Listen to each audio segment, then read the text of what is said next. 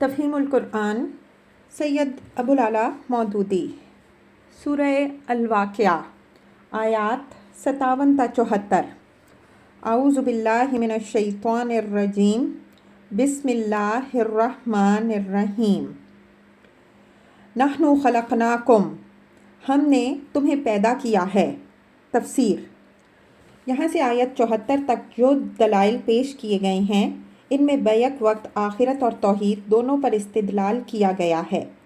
چونکہ مکے کے لوگ نبی صلی اللہ علیہ وآلہ وسلم کی تعلیم کے ان دونوں بنیادی اجزاء پر معترض تھے، اس لیے یہاں دلائل اس انداز سے دیے گئے ہیں کہ آخرت کا ثبوت بھی ان سے ملتا ہے اور توحید کی صداقت کا بھی۔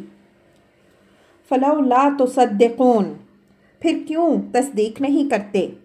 تفسیر، یعنی اس بات کی تصدیق کہ ہم ہی تمہارے رب اور معبود ہیں اور ہم تمہیں دوبارہ بھی پیدا کر سکتے ہیں۔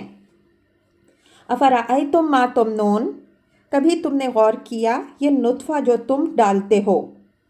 اانتم تخلقونہ ام نحن الخالقون، اس سے بچہ تم بناتے ہو یا اس کے بنانے والے ہم ہیں؟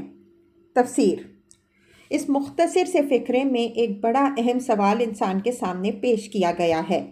دنیا کی تمام دوسری چیزوں کو چھوڑ کر انسان اگر صرف اسی ایک بات پر غور کرے کہ وہ خود کس طرح پیدا ہوا ہے تو اسے نہ قرآن کی تعلیم توحید میں کوئی شک رہ سکتا ہے، نہ اس کی تعلیم آخرت میں۔ انسان آخر اسی طرح تو پیدا ہوتا ہے کہ مرد اپنا نطفہ عورت کے رحم میں پہنچا دیتا ہے، مگر کیا اس نطفے میں بچہ پیدا کرنے کی اور لازماً انسان ہی کا بچہ پیدا کرنے کی صلاحیت آپ سے آپ پیدا ہو گئی ہے، یا انسان نے خود پیدا کی ہے، یا خدا کے سوا کسی اور نے پیدا کی ہے؟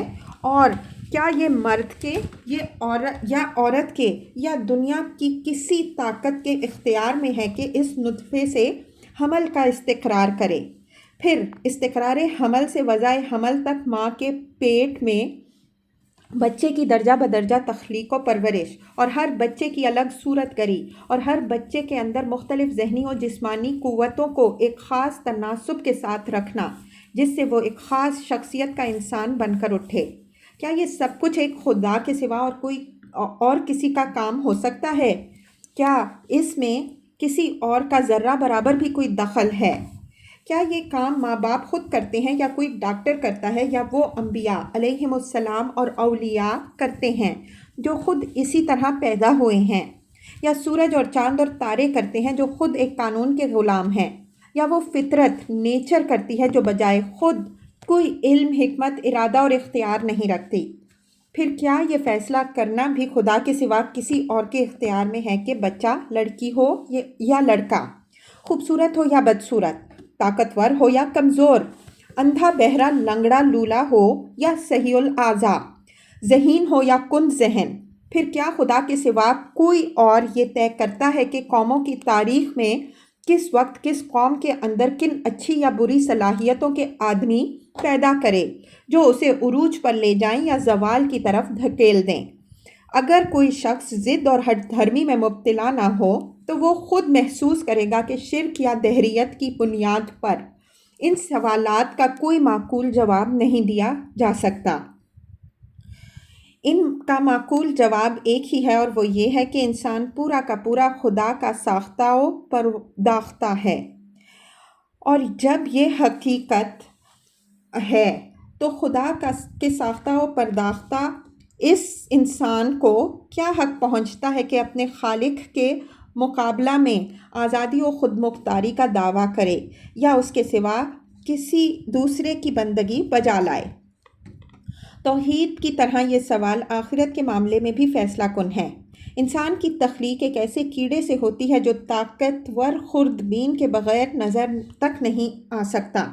یہ کیڑا عورت کے جسم کی تاریکیوں میں کسی وقت اس نسوانی انڈے سے جا ملتا ہے جو اسی طرح ایک حقیر سا خوردبینی وجود ہوتا ہے، پھر ان دونوں کے ملنے سے ایک چھوٹا سا زندہ خلیہ سیل بن جاتا ہے جو حیات انسانی کا نقطۂ آغاز ہے، اور یہ خلیہ بھی اتنا چھوٹا ہوتا ہے کہ خوردبین کے بغیر اس کو نہیں دیکھا جا سکتا۔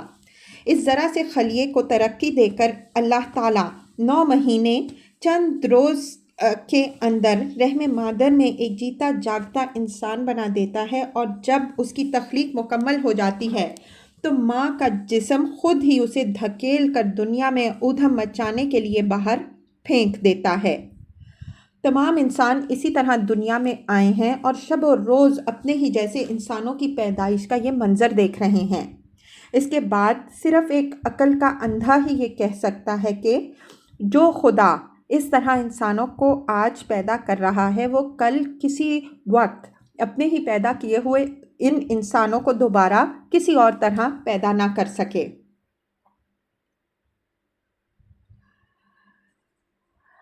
नहनु क़द्दरना बैनकुमुल मौत, हमने तुम्हारे दरमियान मौत को तकसीम किया है। तफसीर, यानी तुम्हारी पैदाइश की तरह तुम्हारी मौत भी हमारे ही इख्तियार में है। हम ये तय करते हैं कि किसको माँ के पेट में ही मर जाना है और किसे पैदा होते ही मर जाना है और किसे किस उम्र तक पहुँचकर मरना है। जिसकी मौत का जो वक्त हमने मुकद्दर कर दिया है उससे पहले दुनिया की कोई ताकत उसे मार नहीं सकती और उसके बाद एक लम्हे के लिए भी ज़िंदा नहीं रख सकती। मरने वाले बड़े बड़े हस्पतालों में बड़े से बड़े डॉक्टरों की आंखों के सामने मरते हैं, बल्कि डॉक्टर ख़ुद भी अपने वक्त पर मर जाते हैं। कभी कोई ना मौत के वक्त को जान सका है, ना आती हुई मौत को रोक सका है, ना ये मालूम कर सका है कि किसकी मौत किस ज़रिए से कहाँ किस तरह वाक़े होनी है। वमा नहनु बेमस्बूकीन, और हम इससे आजिज़ नहीं हैं। अला अन नुबद्दिला अम्सालकुम, कि तुम्हारी शक्लें बदल दें। वनुनशिअकुम फ़ी मा ला तालमून, और किसी ऐसी शक्ल में तुम्हें पैदा कर दें जिसको तुम नहीं जानते। तफसीर, यानी जिस तरह हम इससे आजिज़ ना थे कि तुम्हें तुम्हारी मौजूदा शक्लो हैयत में पैदा करें, उसी तरह हम इससे भी आजिज़ नहीं हैं कि तुम्हारी तख्लीक का तरीक़ा बदल कर किसी और शक्लो हैयत में कि कुछ दूसरी सिफ़ात व खुसूसियात के साथ तुमको पैदा कर दें। आज तुमको हम इस तरह पैदा करते हैं कि तुम्हारा नुत्फ़ा करार पाता है और तुम माँ के पेट में दर्जा बदर्जा बन कर एक बच्चे की सूरत में बरामद होते हो। ये तरीक़े तख्लीक भी हमारा ही मुकर्रर किया हुआ है, मगर हमारे पास बस यही एक लगा बंधा तरीक़ा नहीं है जिसके सिवा हम कोई और तरीक़ा ना जानते हों या ना अमल में ला सकते हों। क़यामत के रोज़ हम तुम्हें उसी उम्र के इंसान की शक्ल में पैदा कर सकते हैं जिस उम्र में तुम मरे थे। आज तुम्हारी बीनाई, समात और दूसरे हवास का पैमाना हमने कुछ और रखा है, मगर हमारे पास इंसान के लिए बस यही एक पैमाना नहीं है जिसे हम बदल ना सकते हों। क़यामत के रोज़ हम उसे बदल कर कुछ ना कुछ से कुछ कर देंगे, यहाँ तक कि तुम वो कुछ देख और सुन लोगे जो यहाँ नहीं देख सकते और नहीं सुन सकते। आज तुम्हारी खाल और तुम्हारे हाथ पाँव और तुम्हारी आँखों में कोई गोयाई नहीं है, मगर ज़बान को बोलने की ताकत हम ही ने तो दी है। हम इससे आजिज़ नहीं हैं कि क़यामत के रोज़ तुम्हारा हर उज़ू और तुम्हारे जिस्म की खाल का हर टुकड़ा हमारे हुक्म से बोलने लगे। आज तुम एक ख़ास उम्र तक ही जीते हो और इसके बाद मर जाते हो। ये तुम्हारा जीना और मरना भी हमारे ही मुकर्रर करदा एक कानून के तहत होता है। कल हम एक दूसरा कानून तुम्हारी ज़िंदगी के लिए बना सकते हैं जिसके तहत तुम्हें कभी मौत ना आए। आज तुम एक ख़ास हद तक अज़ाब बर्दाश्त कर सकते हो जिससे ज़ायद अज़ाब अगर तुम्हें दिया जाए तो तुम ज़िंदा नहीं रह सकते। ये ज़ाब्ता भी हमारा ही बनाया हुआ है। हम तुम्हारे लिए एक दूसरा ज़ाब्ता बना सकते हैं जिसके तहत तुम ऐसा अज़ाब ऐसी तवील मुद्दत तक भुगत सकोगे जिसका तुम तसव्वुर नहीं कर सकते, और किसी सख्त से सख्त अज़ाब से भी तुम्हें मौत ना आएगी। आज तुम सोच भी नहीं सकते कि कोई बूढ़ा जवान हो जाए, कभी बीमार ना हो, कभी उस पर बुढ़ापा ना आए और हमेशा हमेशा वो एक ही उम्र का जवान रहे। मगर यहाँ जवानी पर बुढ़ापा हमारे बनाए हुए क़वानीन हयात ही के मुताबिक तो आता है। कल हम तुम्हारी ज़िंदगी के लिए कुछ दूसरे क़वानीन बना सकते हैं जिनके मुताबिक जन्नत में जाते ही हर बूढ़ा जवान हो जाएगा और उसकी जवानी और तंदुरुस्ती लाजवाल हो।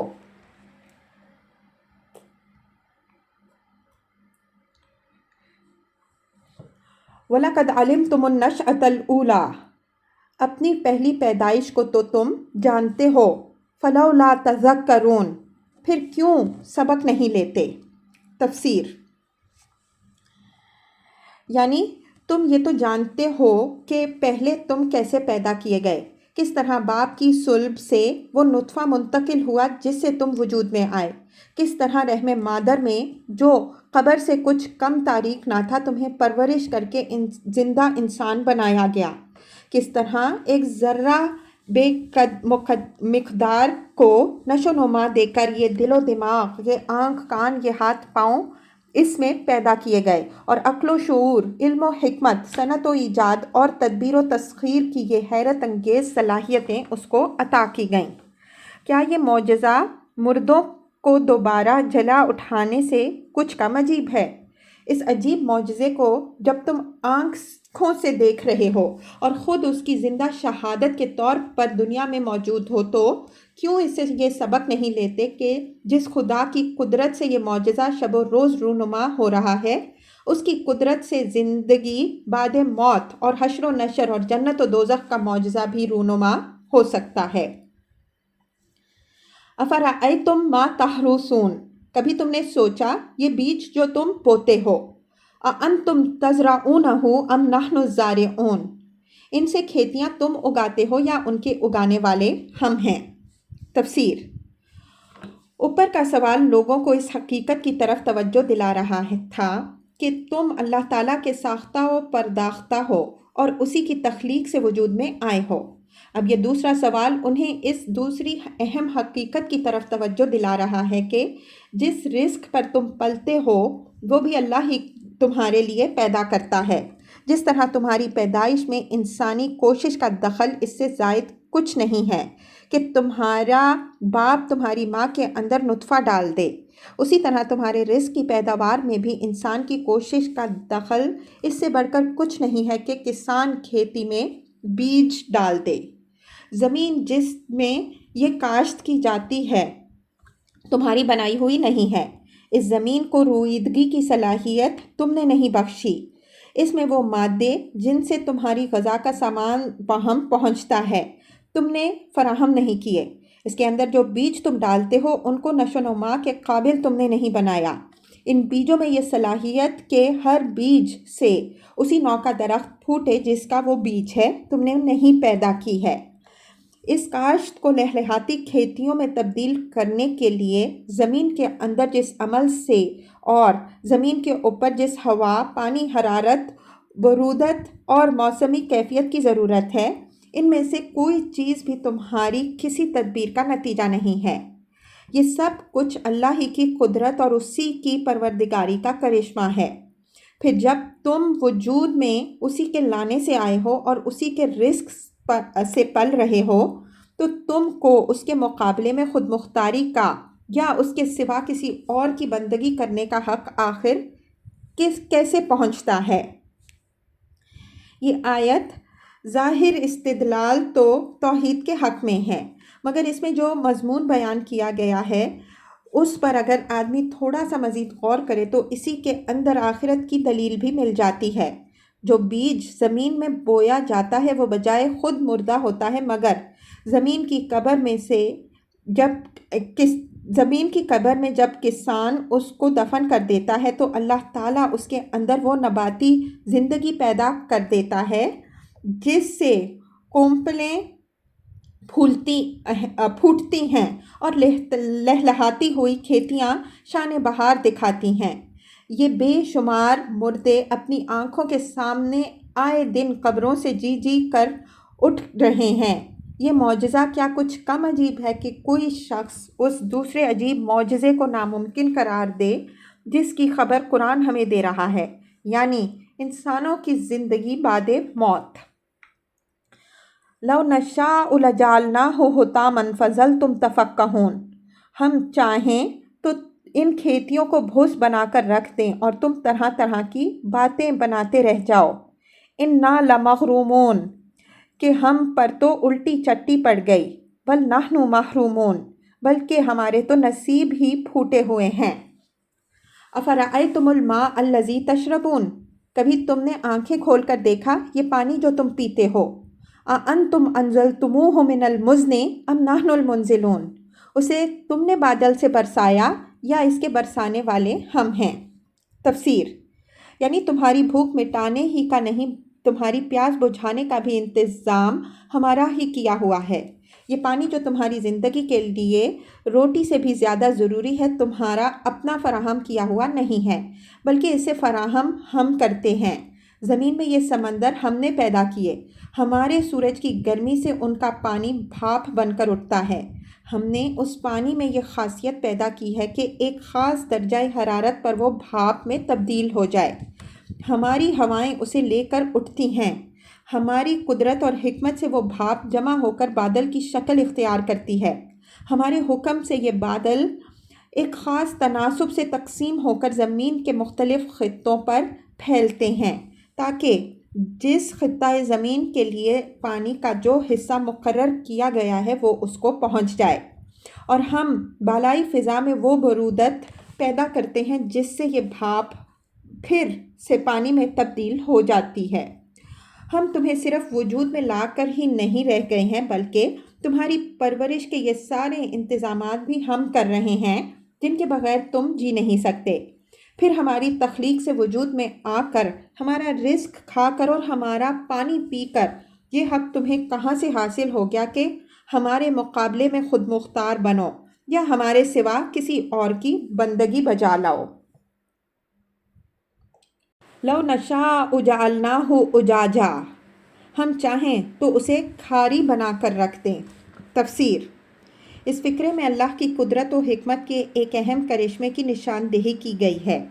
پانی کے اندر اللہ تعالیٰ نے جو حیرت انگیز خواص رکھے ہیں، ان میں سے ایک خاصہ یہ بھی ہے کہ اس کے اندر خواہ کتنی ہی چیزیں تحلیل ہو جائیں، جب وہ حرارت کے اثر سے بھاپ میں تبدیل ہوتا ہے تو ساری آمیزشیں نیچے چھوڑ دیتا ہے اور صرف اپنے اصل آبی اجزاء کو لے کر ہوا میں اڑتا ہے۔ یہ خاصیت اگر اس میں نہ ہوتی تو بھاپ میں تبدیل ہوتے وقت وہ سب چیزیں اس میں شامل رہتی جو پانی ہونے کی حالت میں اس کے اندر تحلیل شدہ تھیں۔ اس صورت میں سمندر سے جو بھاپیں اٹھتی ان میں سمندر کا نمک بھی شامل ہوتا اور ان کی بارش تمام روئے زمین کو زمین شور بنا دیتی۔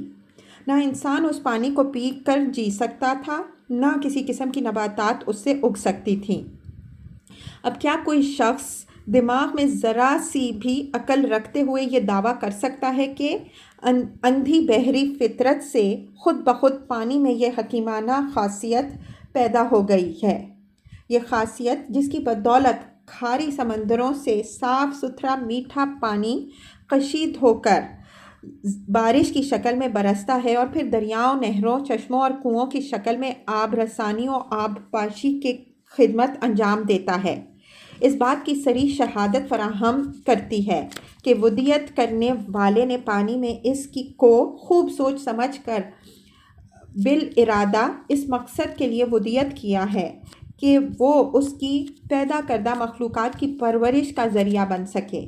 جو مخلوق کھاری پانی سے پرورش پا سکتی تھی وہ اس نے سمندر میں پیدا کی اور وہاں وہ خوب جی رہی ہے، مگر جس مخلوق کو اس نے خشکی اور ہوا میں پیدا کیا اس کی پرورش کے لیے میٹھا پانی درکار تھا، اور اس کی فراہمی کے لیے بارش کا انتظام کرنے سے پہلے اس نے پانی کے اندر سے یہ خاصیت رکھ دی کہ گرمی سے بھاپ بنتے وقت وہ کوئی چیز لے کر نہ اڑے جو اس کے اندر تحلیل ہو گئی ہو۔ فلولا تشکرون، پھر کیوں تم شکر گزار نہیں ہوتے؟ تفسیر، الفاظ دیگر کیوں یہ کفران نعمت کرتے ہو کہ تم میں سے کوئی اس بارش کو دیوتاؤں کا کرشمہ سمجھتا ہے اور کوئی یہ خیال کرتا ہے کہ سمندر سے بادلوں کا اٹھنا اور پھر آسمان سے پانی بن کر برسنا ایک فطری چکر ہے جو آپ سے آپ چلے جا رہا ہے، اور کوئی اسے خدا کی رحمت سمجھتا بھی ہے تو اس خدا کا اپنے اوپر یہ حق نہیں مانتا کہ اسی کے آگے سر اطاعت جھکائے۔ خدا کی اتنی بڑی نعمت سے فائدہ اٹھاتے ہو اور پھر جواب میں کفر و شرک اور فسق و نافرمانی کرتے ہو۔ افرأیتم النار التی تؤرون، کبھی تم نے خیال کیا یہ آگ جو تم سلگاتے ہو، اانتم انشأتم شجرتہا، اس کا درخت تم نے پیدا کیا ہے۔ تفسیر: درخت سے مراد یا تو وہ درخت ہیں جن سے آگ جلانے کے لیے لکڑی فراہم ہوتی ہے، یا مرخ اور افار نامی وہ دو درخت ہیں جن کی ہری بھری ٹہنیوں کو ایک دوسرے پر مار کر قدیم زمانے میں اہل عرب آگ جھاڑا کرتے تھے۔ ام نحن المنشئون، یا اس کے پیدا کرنے والے ہم ہیں۔ نحن جعلناہا تذکرہ، ہم نے اس کو یاد دہانی کا ذریعہ۔ تفسیر: اس آگ کو یاد دہانی کا ذریعہ بنانے کا مطلب یہ ہے کہ یہ وہ چیز ہے جو ہر وقت روشن ہو کر انسان کو اس کا بھولا ہوا سبق یاد دلاتی ہے۔ اگر آگ نہ ہوتی تو انسان کی زندگی حیوان کی زندگی سے مختلف نہ ہو سکتی تھی۔ آگ ہی سے انسان نے حیوانات کی طرح کچی غذائیں کھانے کے بجائے ان کو پکا کر کھانا شروع کیا، اور پھر اس کے لیے صنعت و ایجاد کے نئے نئے دروازے کھلتے چلے گئے۔ ظاہر ہے کہ اگر خدا وہ ذرائع پیدا نہ کرتا جن سے آگ جلائی جا سکے، اور وہ آتش پذیر مادے پیدا نہ کرتا جو آگ سے جل سکیں، تو انسان کی ایجادی صلاحیتوں کا قفل ہی نہ کھلتا۔ مگر انسان یہ بات فراموش کر گیا کہ اس کا خالق کوئی پروردگار حکیم ہے، جس نے اسے ایک طرف انسانی قابلیتیں دے کر پیدا کیا تو دوسری طرف زمین میں وہ سر و سامان بھی پیدا کر دیا جس سے اس کی یہ قابلیتیں روئے عمل آ سکیں۔ وہ اگر غفلت میں مدہوش نہ ہو تو تنہا ایک آگ ہی سے اسے یہ یاد دلانے کے لیے کافی ہے کہ یہ کس کے احسانات اور کس کی نعمتیں ہیں جن سے وہ دنیا میں متمتع ہو رہا ہے۔